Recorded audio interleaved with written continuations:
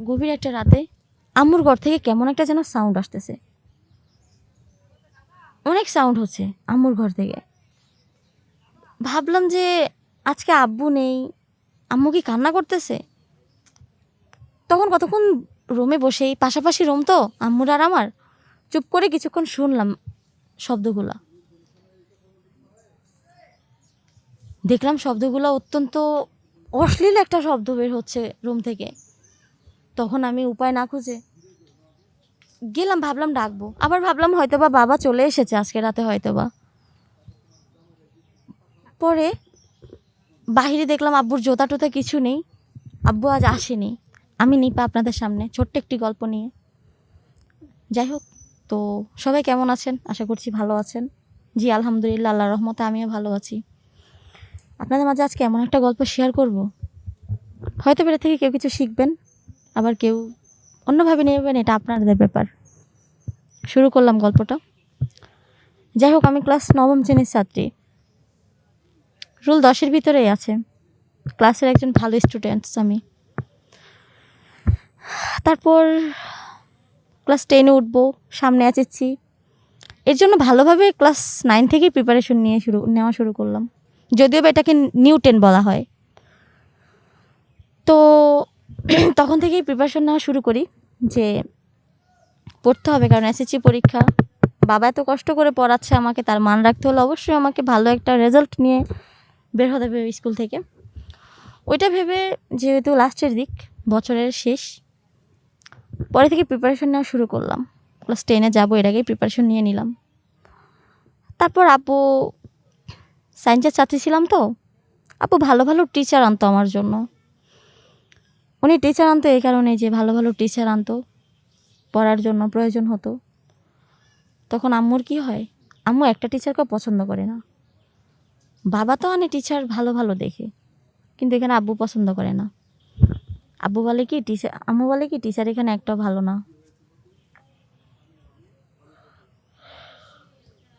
যাই হোক, টিচারগুলো একটা ভালো ছিল না। তারপরে ভাবলাম যে ভালো না মানে, তখন এখানে আমার কিছু বলার ছিল না,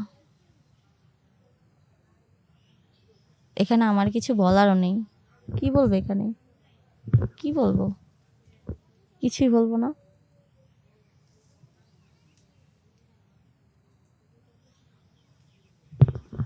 তো যাই হোক, তারপর আমিও কিছু বলি না। তখন একটার পর একটা প্রায় 12-14টা টিচার চেঞ্জ হয়ে গেছে আমার, একটার পর একটা চেঞ্জ হতেই আছে। একদিন কি হলো, আব্বুর টিচার একটাও পছন্দ না। তখন আব্বু আম্মুর কথা তখন মানতো খুব, আম্মুকে খুব ভালোবাসতো। তো আম্মু, আমার আব্বু আম্মুকে আব্বু খুব ভালোবাসতো, প্রচণ্ড ভালোবাসতো। যদি বলেন যে জীবনের থেকে বেশি ভালোবাসতো, তাহলে বলবো যে হ্যাঁ, জীবনের থেকেও বেশি ভালোবাসতো। শুধু বেশি না, তার থেকেও যদি দ্বিগুণ ভালোবাসা থাকে তাহলে আব্বু সেটাও বাসতো। যাই হোক, পরে এমন একদিন এমন একটা ঘটনা ঘটে, যে ঘটনার মাঝে অনেক কিছু বোঝায়। আমার বাবা বলে যে এত টিচার দেখলাম, তোমার একটা পছন্দ হলো না, মেয়েকে নাকি পড়াতে পারে না। আমি তো স্টুডেন্ট, আমি জানবো যে মা বাবার যেটা পছন্দ সেটাই আনবে। তখন আব্বু আম্মুকে দায়িত্ব দিয়ে দেয়, কয় যাই হোক, তাহলে তুই একটা টিচার ঠিক করে দাও, তুমি একটা টিচার ঠিক করে দাও, আম্মুকে বলে। তখন আম্মু কি করে, একটা টিচার ঠিক করে আমার জন্য। ওই টিচার দেখতে ভালোই, হ্যান্ডসাম, সুন্দর, ভালোই আছে, খারাপ না দেখতে। ওনাকে ঠিক করে। তখন আম্মুর আর কোনো কথা এখানে আসে না, উনি আমাকে পড়ানো শুরু করে, আমিও পড়ি। তবে হ্যাঁ, টিচার ভালো ছিল, আমার সাবজেক্টগুলো ভালোভাবেই বুঝিয়েছে। আমিও ভাবলাম যে আম্মু ভালোটাই এনেছে আমার জন্য, ওটাই ভাবতাম। কিছুদিন পর দেখি সেই কি অবস্থা। একদিন স্কুলে গেলাম, ক্লাস ওই দিন খুব তাড়াতাড়ি শেষ হয়ে গিয়েছে। আবার আম্মুর সাথে ওই টিচারটার আবার অনেক কঠিন সম্পর্ক আছে আগে থেকেই, তাই তো উনি ওনাকে ঠিক করে আনলো। তখন উনি ওনাকে বাসায় নিয়ে আসলো।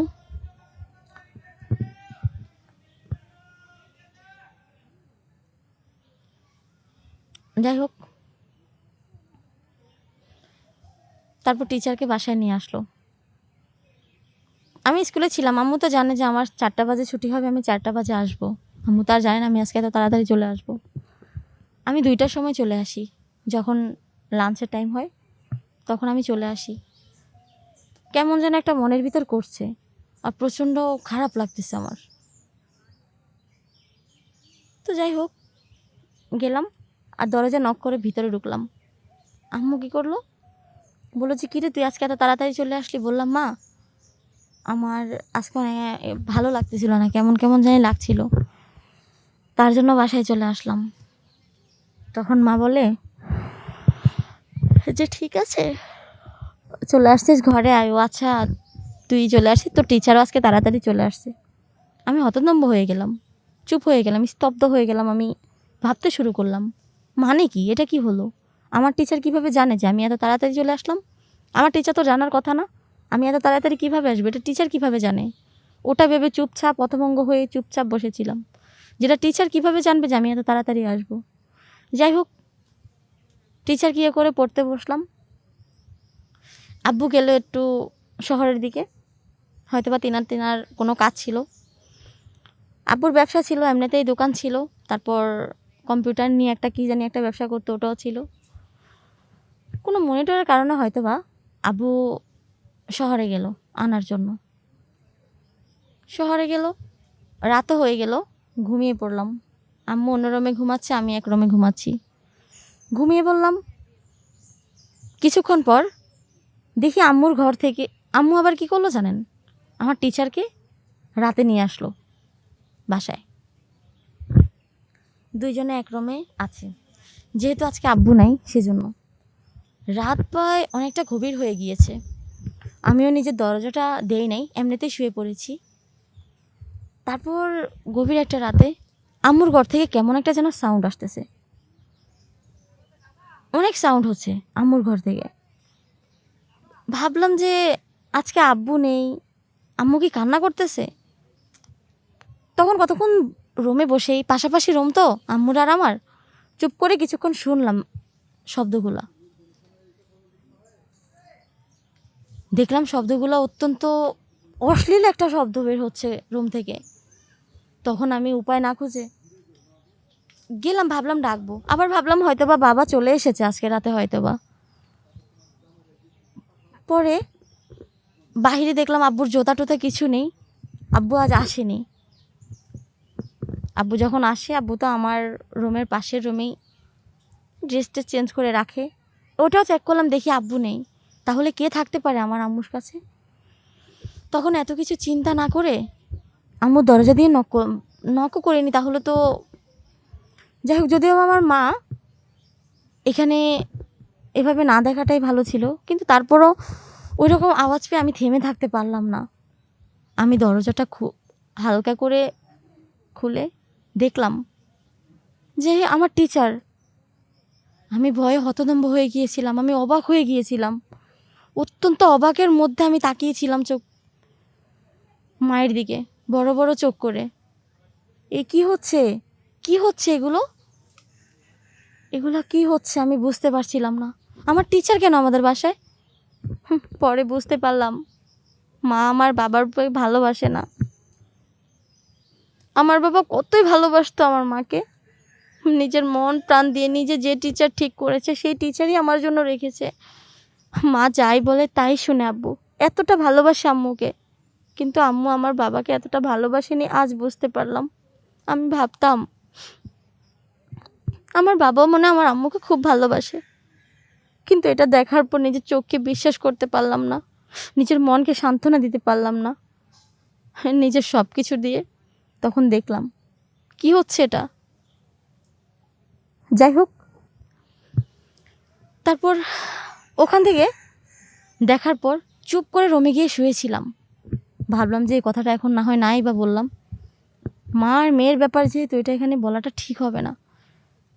আর টিচার সম্মান করি তাকে, আমি তার কাছে পড়াশোনা করি, উনি আমার একদিন হলেও উনি আমার শিক্ষক, তাই বলে চুপ করে রুমে গিয়ে শুয়ে পড়লাম আর ওই আওয়াজটুকু শুনতে থাকলাম। ঠিক কিছুক্ষণ পর আবার সকাল হয়ে যায়, আমি সকালে উঠি, নাস্তা করি। এর আগে আম্মু টিচারকে বিদায় দিয়ে দিয়েছে বাসা থেকে লুকিয়ে। উঠে ফ্রেশ হয়ে গোসল করে স্কুলে যাই। তারপরে আব্বু বাসায় আসে, আমিও ক্লাস শেষ করে 4টার দিকে বাসায় চলে আসি। বাসায় আসার পর আমার টিচার আসে আমাকে পড়ানোর জন্য। তখন আব্বু ছিল সামনে, আম্মু ছিল। আমি শুধু বলে দিলাম, আব্বু আমি এই টিচারের কাছে পড়বো না, আমার এই টিচারকে দরকার নেই, তুমি আমার জন্য আরেকটা টিচার দেখো। তখন বাবা বলল, কেন রে মা, তোর আম্মু তো এই টিচারটা তোর জন্য ঠিক করেছে, দেখলাম ভালোই পড়াচ্ছে, তুইও ভালোই পারছিস, তাহলে কেন? পরে আমি বাবাকে কাল রাতের বিষয়গুলো খুলে বললাম।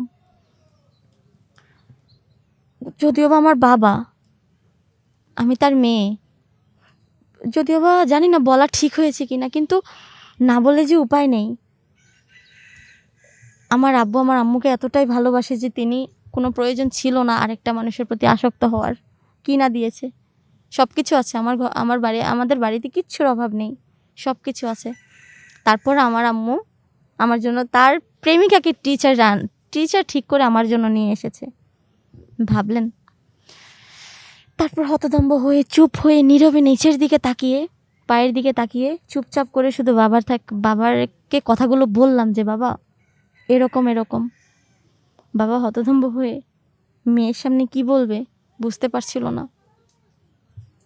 আম্মুকে গিয়ে কষিয়ে 2টা থাপ্পড় বসিয়ে দিল তার গালে, আর বলল, এই আমার ভালোবাসার প্রতিদান দিলে?